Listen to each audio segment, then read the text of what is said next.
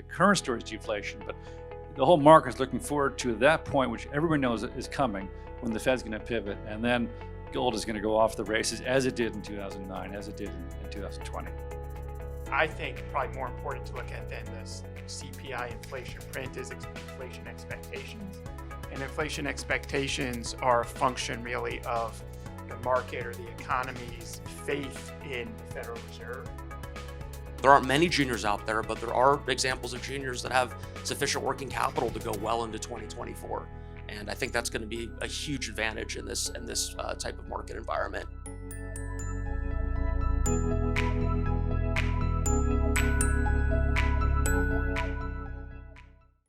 Good morning, and welcome back, everyone. We're going to start this morning with our precious metals investment outlook, and I'd like to welcome the panelists up. Thanks, gentlemen, for joining me again, and welcome back to day 2 of One-to-One Mining Investment New York. So we're going to be talking about some of the opportunities in precious metals equities now at this quite interesting and challenging time after what we some of the content that we discussed yesterday. But what I really want to get out of the panel today is an understanding of, what do investors, what do fund managers within this precious metals tier look for, where the opportunities are, and also the general trajectory of this sector as well, whether we feel that we've hit a bottom recently and the only way is up, what's going on in terms of some of the macro headwinds, how our experts are interpreting the macro picture as well.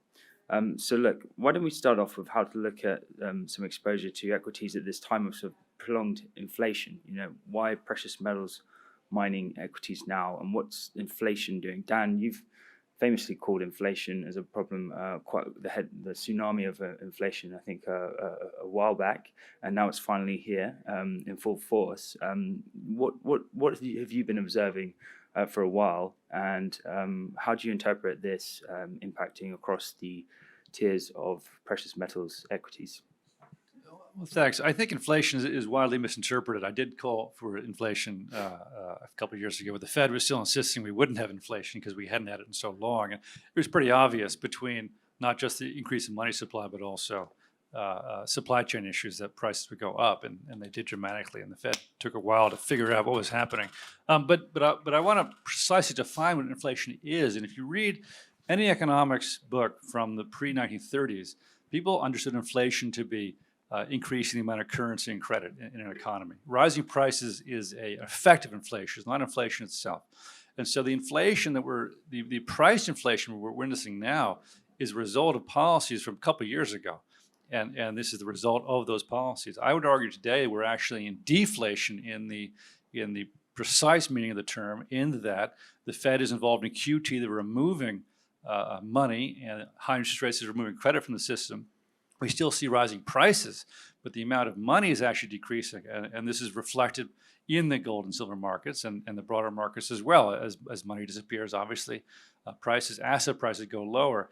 In terms of goods prices, that's a different story. That's being defined not just by money and credit, but also by, as I said, supply chain issues, the issues in Ukraine, geopolitical issues. And so we're heading into a situation that makes the middle class really poor fast. And that is when your asset prices go down, your value of your house, the value of your stocks go down, and your living costs go up, you get poor really fast. And you see this in places like Argentina and Brazil and other high inflationary prices where these two categories go in different directions. And the problem is that CPI, which everyone looks at, about 40% of it is housing based. So that's an asset.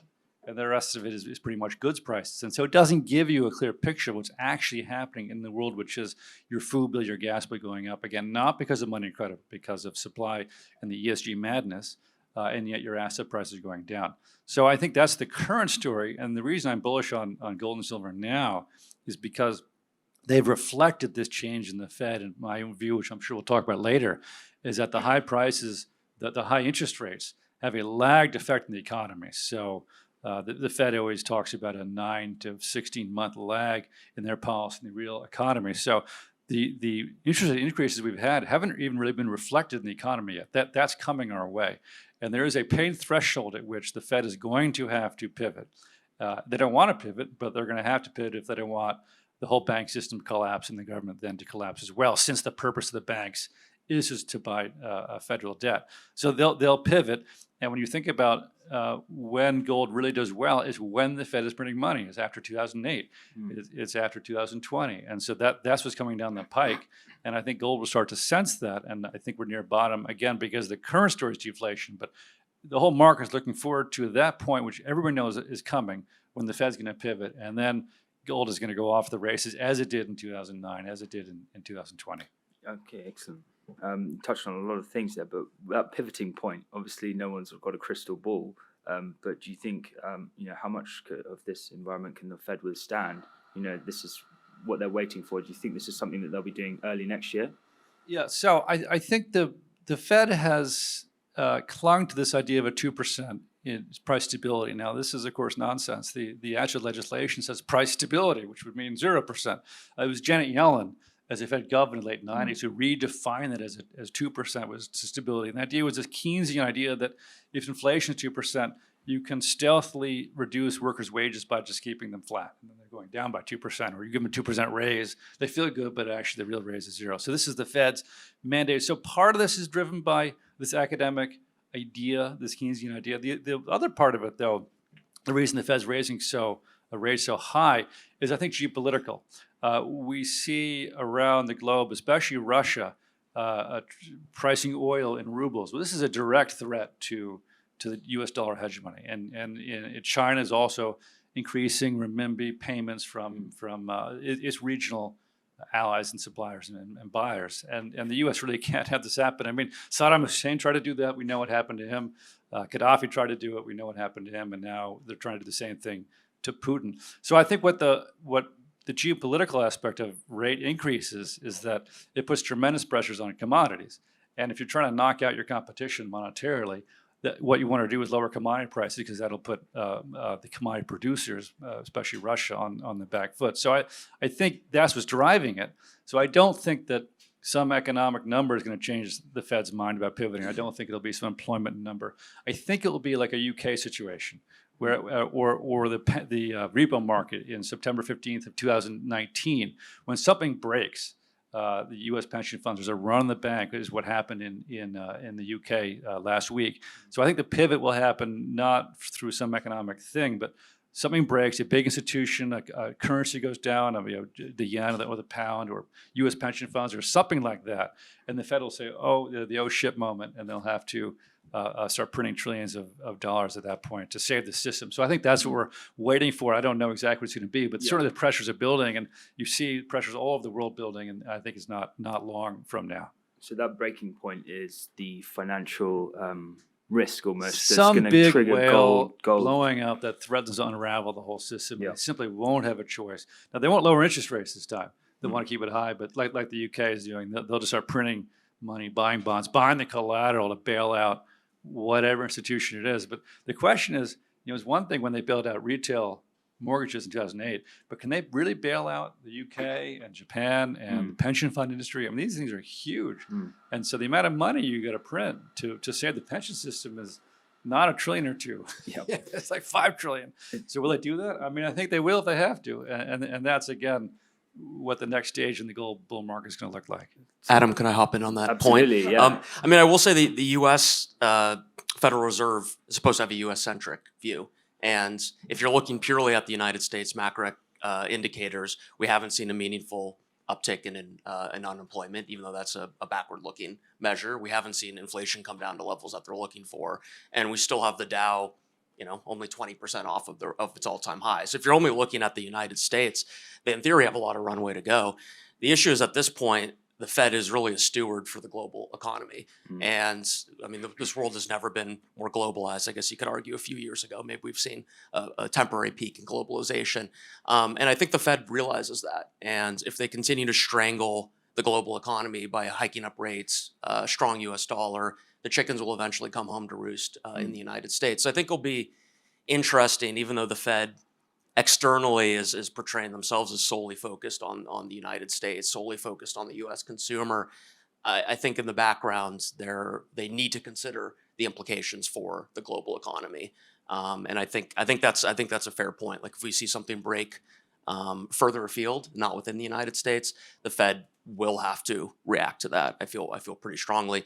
And if they don't, I mean, it's a huge advantage for the United States to have the U.S. dollar as a global reserve currency. And if the Fed takes a very focused view solely on the United States, that's only going to, I guess, hasten the decline of the U.S. I mean, nothing lasts forever. The U.S. dollar will not always be the global reserve currency. I think it's probably in the United States' interest for that to last as long as humanly possible. And if the Fed takes a very myopic U.S.-only view, that will only hasten the decline ultimately. Yeah, absolutely. Well, we saw yesterday, Peter, you presented the dollar milkshake chart. You know, it's quite synonymous, but it's looking, it's there. You know, it's proven. And, Exactly. This strong dollar is really hurting a lot of economies right now. But you know, how does that relate back to precious metals? So just one point before, in fact, so with the strong dollar, I think one of the things that Dan and Matt talked about, how things outside the U.S. could lead to problems. A lot of emerging markets will issue debt in dollars. And so a much stronger dollar makes it much harder for them to pay the interest on these debts because they're not selling in dollars, they're selling in their own currency. So they have to convert it back and then pay the interest on that debt, pay more for that currency, and so we could certainly see something break in an emerging market, for example. If it's a smaller market, perhaps less effect. A larger one certainly would have more effect. And so, sorry, the second part of your question? I was just saying, what does a strong dollar do to precious metals, or how is it impacting precious metals at the moment? So they suppressing the gold price somewhat. It is. There's no question. There's a certain inverse relationship, but it's not a perfect one. And we've seen periods when you've had the dollar rise and you've had precious metals rise together. And so they're not mutually exclusive. Right. You can have that. And I'd have to argue, actually, given there has been very lousy sentiment in the precious metals for an extended period now. But given that there has not been any kind of a crash or a big sell-off, any kind of precipitous sell-off in the precious metals, I'd have to say that they're really pretty much holding their own. And if you look back, given it's a small time frame, but if you look back, let's say since the start of this year, gold has dramatically outperformed. I mean, one of the few things really that has bettered gold is perhaps cash, and really, so if you look at what the risks are from the dollar, absolutely a stronger dollar will affect gold. But as I say, there have been periods through history when both have risen together, and we could very well be, approaching something like that again sometime soon. I wouldn't expect the dollar to stay this strong. It does become painful for a lot of players, but it's not impossible that you'll see somewhat maintained strength and precious metals still take off. Interesting. Chris, can I get your commentary here? I guess you don't necessarily disagree with anything that the others have said, but what's your interpretation in terms of these the gold price relative to the inflationary pressures, and relating that back to actually the gold miners as well? I think that one thing to think about is that gold, it's not. It's people are going to start to buy gold when they start to get really scared that the value of their dollar is going to, the value of the cash in their bank is going to lose value. And so what's I think probably more important to look at than the CPI inflation print is inflation expectations. Okay. And inflation expectations are a function really of the market or the economy's faith in the Federal Reserve. And I think that when you look at inflation expectations, they're something like 5% relative to CPI at 8.5%. And I think that that shows that the market believes that the Fed's going to be able to handle this. And if that starts to crack, if the market starts to lack the faith in the Fed that it has right now, then that'll be reflected in inflation expectations. If inflation expectations go above CPI inflation, then I think that's when gold really starts to move. Yep. So that's I think, so it's like the market is, it's still, and part of the reason, or I think a primary reason that the market believes in the Fed is because it wants to believe in the Fed. Yeah, it has to, right? There's Yeah, no other choice, considering is there? that, yeah, exactly. Considering that it's screwed up so many times and so frequently, Right. it really shouldn't, but it wants to believe. Because I was going to ask your belief in the Fed. Yeah, no, I think the Fed's proven over and over again how wrong they can, how wrong they are. Yeah. We've had circumstances. It's astounding, frankly, when you look at just, big kind of, I don't even know what it's called, but like, kind of just societal manias where people believe in things that are totally false, right? Just because they want to. Now, we just had this, I could go into what happened over the past 2 years, but I won't talk about it specifically. But people, they believe in things because they believe in the government and they want to believe it. And so I think that's what's happening with the Fed. The Fed is screwed up over and over and over and over again. And the market still thinks that they'll be able to fix everything. So, like Dan and everybody else is saying, when there's something breaks or what is it going to take? But if the view becomes apparent that the Fed can't engineer a soft landing, which it seems like going to be extremely difficult to do. Yeah. So I would say I don't have much faith in the Fed that it's going to be able to really thread this needle. Yeah. It's on a knife edge at the minute. Interesting. And so, does that create this sort of buying opportunity in the precious metals equities and the precious metals asset class now in preparation for this risk incident, this financial incident that the Fed's not going to be able to wrestle back? Yeah. How do you think it's making the appeal of the GDX look for us? It's just hard in the sector right now because, we're experiencing the inflation and we're also not able, obviously, to pass through any prices like other companies are able to do. Like if I'm like a packaged foods manufacturer, the prices go up and I pass it through to the customer. And obviously we can't do that in the gold mining industry. So it's difficult. But yeah, now that being said, we're also seeing some things kind of a little bit of a reprieve in the cost increases because one of them is producing country currencies are declining. So Aussie dollar, Canadian dollar, even pound. like the pound. Well, yeah, unfortunately not much gold in England, but yeah. So we're seeing that happen. That's helpful. The price of energy has come down. The price of like steel and other consumables have come down a lot, so far year to date. So that's helpful. So we just need to see the price of gold move, and if and when it does, then yeah, these stocks are really they're just gonna like fly because there's really no interest in them right now. I don't think. How's the inflation hurting the majors and the producers at the moment? Has the inflation hurt them? How?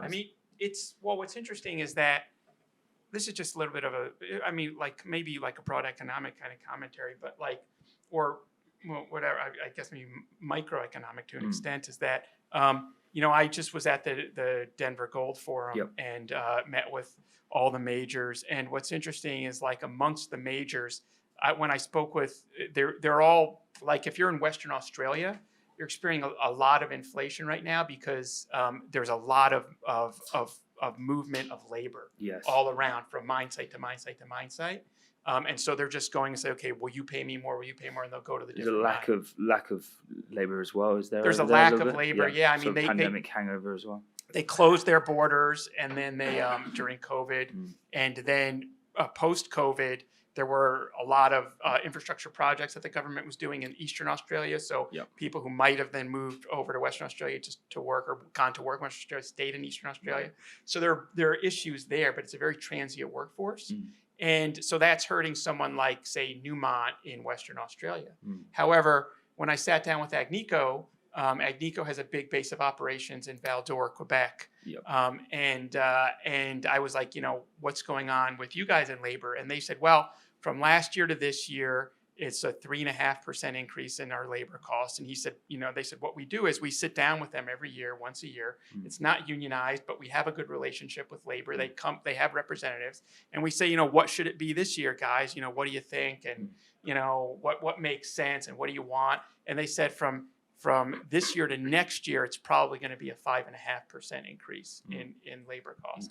And this is a workforce that stays in Val-d'Or, works in Val-d'Or, family, generations of miners in some cases. So they aren't really being affected that badly. And their stock actually, when they reported their second quarter, they didn't report an increase in unit all-in sustaining costs. So it depends, from mine to mine, but broadly, it's obviously not helpful. Yep. And I think this is going to be a problem that sticks with the industry for quite some time. Unlike some of these other inflationary forces that may be more transitory, labor's a long-term issue here. I mean, young folks do not want to come into this industry. It's been branded as a dirty, stodgy, old-fashioned industry. We've also just had a really rough, 12 years. There have been a few bright spots in there, but we've gone through some rough times. So it's not a very glamorous time to be working in mining. I think eventually the salaries will rise commensurately, and there'll be some rebalancing there. But this is not a problem that's going to resolve itself overnight, especially on the labor front. Maybe for this reason, it's advantage to the royalty companies. I was going to ask, and you I'm tend a real to be biased on the royalties. I'm quite biased. I'm a real royalty buff. Roughly 30% of our weighted portfolio is exposed to junior royalty names. And look, it's a business model that has done very well, especially on the precious metal front over the past 15 years or so. Has really eaten the lunch of the production stage names that are out there. Whether that will continue, I would say yes.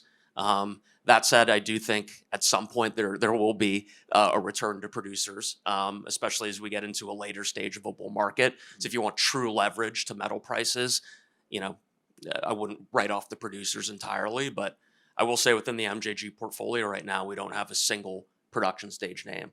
Every single one of our cash flowing names is a royalty company at this point. Yep. And it's worked relatively well for us compared to a lot of producers out there. If I can jump here, the majors have another problem, which is that if you're a major, you have access to debt, and what the juniors don't. And so what the majors like to do is they like to find a big project in Nevada.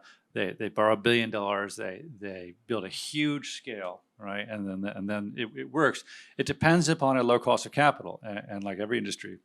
Over the last 40 years, as capital has fallen, the majors have taken advantage to big these giant projects. And so they're not only being challenged now by pricing of the CapEx, but the availability of CapEx. So one thing is price, one thing is the thing going to show up or not, and then the cost of capital on top of that. And so when you add those three factors together, a lot of these big giant projects, the majors become ever more challenging, not the ones already built, but the new ones. And so if you want to grow as a major, it's going to be more and more difficult. And it's the juniors that I'm involved with that I like more because they are capital light. And so they do have more labor costs, and those go up. But they're often jurisdictions where the labor costs aren't going up as much as other things are. And you don't have this massive CapEx that you have to fund that takes 2 or 3 years to build. This can be ever harder to do. So I think the model that the majors have used very successfully for the last 40 years is coming to an end. And I've always said that gold mining, unlike other industries, has a diseconomy of scale. So I think that the capital flows going forward will be shifting more towards the juniors that have rational projects that you can see being developed for a modest amount of capital, as opposed to giant mega projects. Are there enough of those juniors around? No, that's the opportunity. Right. I mean, right now, like everything in the world's gone for scale. And there's a reason for this, because if you look at Fed Reserve loan data, the bigger the size of the loan, the lower the interest rate is, because the more assets you have as collateral. It makes sense, right? And so that means that the bigger company is, the lowest cost of capital is. And in other industries, it means that you can either underprice your rivals or acquire them. And that's why for the last 40 years, you've seen massive industry concentration in almost every industry you want to look at.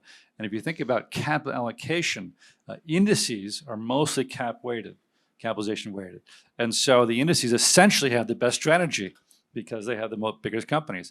And so when you look at returns of active managers, something like 80% of active managers don't outperform their index. And the reason is because they're trying to chase the best strategy the last 4 years, which is go over scale. And so what this has done is created huge pools of capital. So passive investing, you buy the index, you outperform, right? The BlackRocks of the world, all that. And that has also infected the gold space in that it's very hard for a junior to get financing because if you're running $1 billion or $5 billion, you can't really invest $10 million in a project. It just doesn't work for you because it's just too much manpower to make those investment decisions. My point is, I think that trend, that 4-year trend, is coming to an end, and the more flexible capital that can find these projects that going forward will have much better economics than the big ones. We're at a nadir of that story, and that is going to be what's going to power this industry going forward. Yeah, interesting. Chris, do you have a view on the portfolio management trends? Is it changing for Gabelli? Or? Well, I mean, I think at this point in time, I mean, we're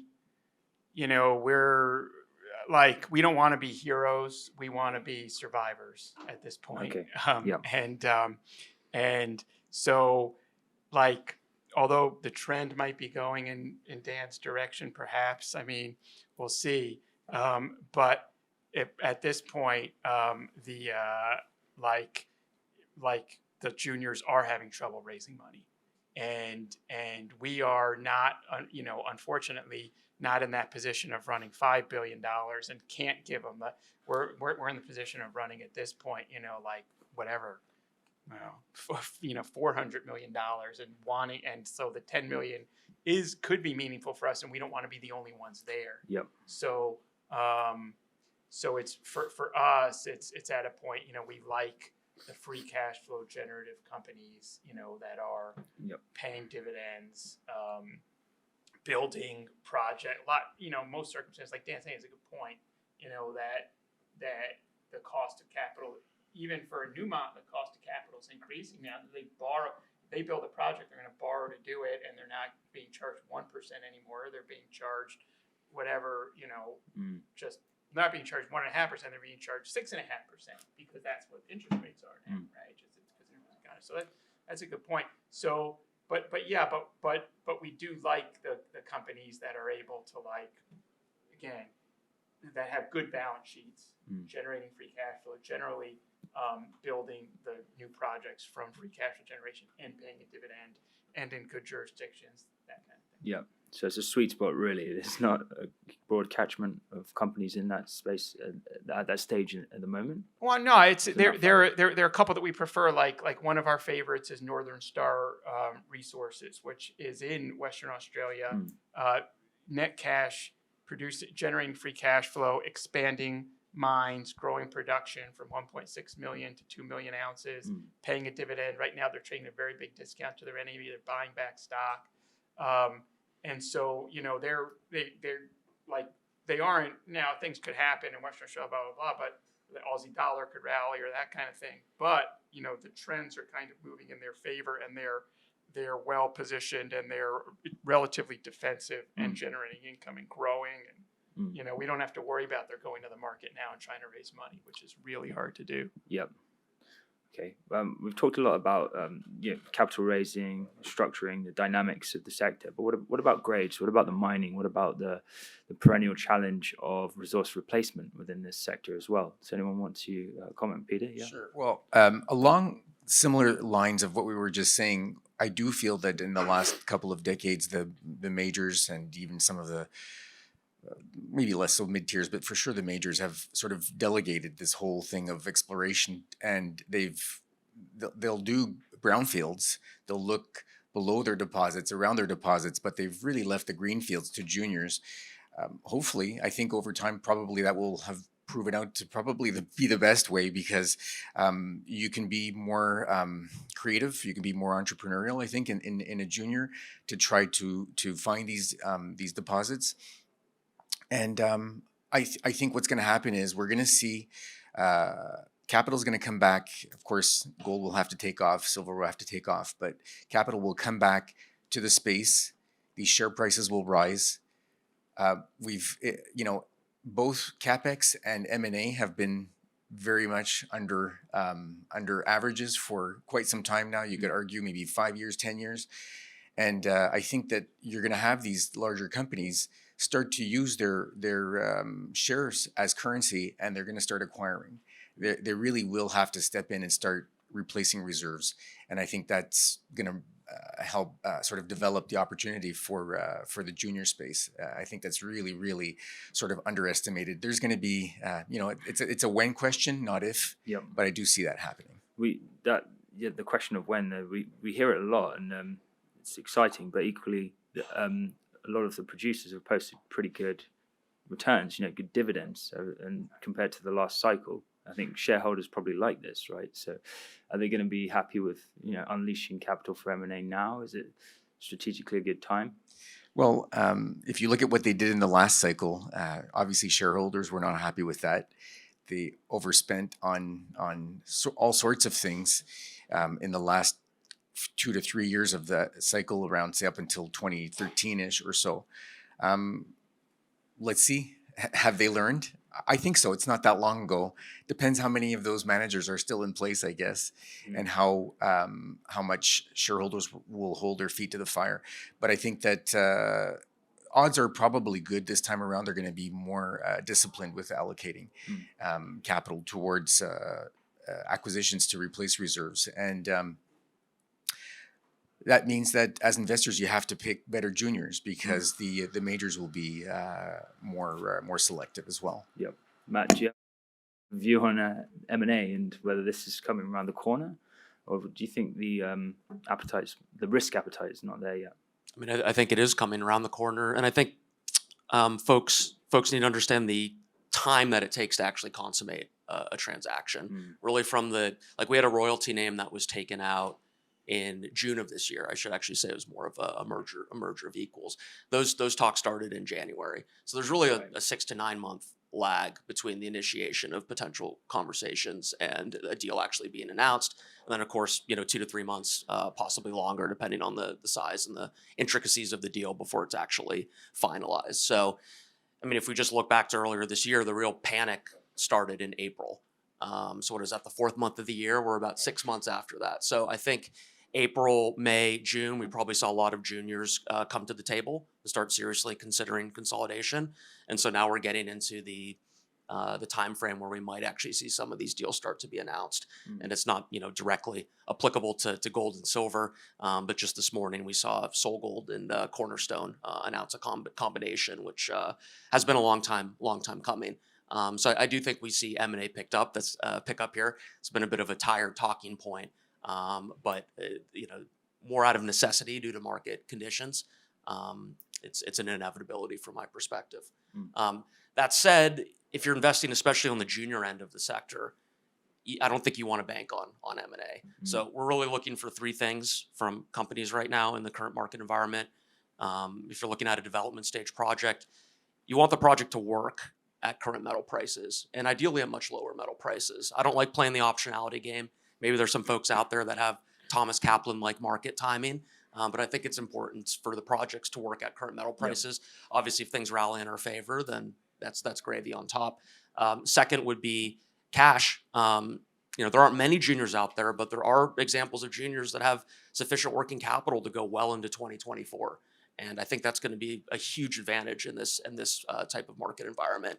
And then kind of dovetailing from that, you want there to be multiple potential catalysts in the calendar between now and when you have to next raise money. And that could be a major permit, that could be your first economic study, that could be a big drill program.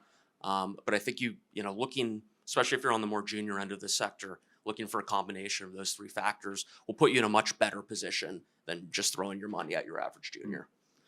Yep. Just on your point around the economics of a project at these prices, this isn't a terrible price considered to make money. From a gold perspective, yeah. Absolutely. Yeah. I mean, we're less than 20% off the all-time high from a gold perspective. Yeah. Silver, I think it's a little bit of a different story. A lot of these, especially the smaller scale, more marginal producers are struggling with these inflationary pressures. And I mean, we've just seen a bankruptcy recently with Great Panthers. So I think you need to draw a contrast between those 2 metals. But especially on the gold front, like if you're not printing money as a producer at current levels, then you're marginal. Yep. Does anyone on the floor have a question at all for our panel? few people up here. Anyone want to pose a question? Yeah, gentleman over here. Yeah. First of all, could you just comment on the spread? Just a couple of questions. I'm Mike DeRose, running a junior company called Labrador Gold. But a couple of questions. Number one, just could you somebody comment on the spread between the physical gold price and the physical markets versus the paper markets? What is that telling us, and what would cause that spread to narrow over time? And then I have another question just on sort of the junior resource sector, junior mining companies, and kind of the business model. Clearly, it's very, very difficult to raise capital because the cost of capital is so high given the share prices of a lot of these juniors. But there are a number of juniors that are going into kind of a hybrid model where they'll build a small mill, for example, try and produce 20, 30,000 ounces of gold a year, generate some free cash flow, use that cash flow to sort of reinvest into the exploration strategy, which is really where the value is being created. 10 years ago, 20 years ago, it was like if you didn't have a 100,000 ounce gold producer or an asset that could produce 100,000 ounces of gold a year, it's like, go away, we're not interested. Can you just comment on that new business strategy and whether or not you think it will work? I think on the second point, you were sort of touching on that earlier, weren't you, Chris, around sort of looking for companies that have got that cash flow to help further projects. Should we tackle that one first quickly? Sure. I think, prior to sitting down, Dan was saying that the good thing about juniors is they're very resilient, and they are, and they have to, necessity is the mother of invention at the end of the day. And so if you have to do that in order to stay alive, and you have the type of deposit which allows you to do that, then I would say okay. But you're asking for like enormous number of headaches if you're going to try to do that. It's just going to be like super, super painful. So, the better thing to do is to show that your deposit is really, really good, and good enough that when it gets big enough, it will be fully financed. You know what I mean? Otherwise, when you go down that road, because you're also to the market, you're kind of saying, even for someone like me, who I'm experienced, but I don't have all the time in the world, and I see a 20,000 ounce producer, I just go, forget it, and I don't listen to the rest of the story even. If I can slightly different view on that, and that is, I see that work in Australia a lot for reasons I don't quite understand. I've seen it been attempted in Canada a lot. It almost never works out. And I think partly it's to do with what Chris just said, is that the effort involved in permitting and building and something a small producer is just so risky, and then you can't get a good operator because you're such a small scale, and so there's tons of risks. I have seen it where, for whatever reason, some junior winds up with an operation like that, and it's working, and it's providing cash flow. And if you can somehow, as a junior, have that cash flow, it's great. In other words, if you assume that it's there and working, it's wonderful. And Chris isn't going to invest in you, but at this stage of the market, he's not going to invest in you anyway. And so, so it provides you some overhead. If it just covers your overhead, it can make a tremendous difference in your valuation. Because, as you know, in the markets, if you have to raise capital, you can't. If you don't have to raise capital, then you can. That's just the rule of the market. So if there's a way you can actually pull it off, I think it's great. But I think it's tough to find investors to invest in that kind of capex, just because the effort in doing it it's so risky that the cost of capital is tremendously high. Okay, great. And the other question. The other question. The other questions. It's a great question. I have two responses to it. One is there's a difference between the wholesale markets, both paper and physical, and retail. So, for example, silver rounds are trading like 80% premiums to silver. It's crazy, right? You're like, well, why don't I get my bar of silver and melt it down in rounds? And the answer is because the supply chain, the mechanism to do that is constrained. And so you can buy 100-ounce bars at one price, and coins cost something else because they're smaller and they're more difficult to manufacture. That is that change. What I don't understand, and maybe someone else can help me in this, is something I've heard from major bullion dealers, which is that they say, it's really, really hard to source metal. Like when you talk to European family offices, you want to go buy 10 million ounces or $10 million or $50 million of gold. It's really hard to source it.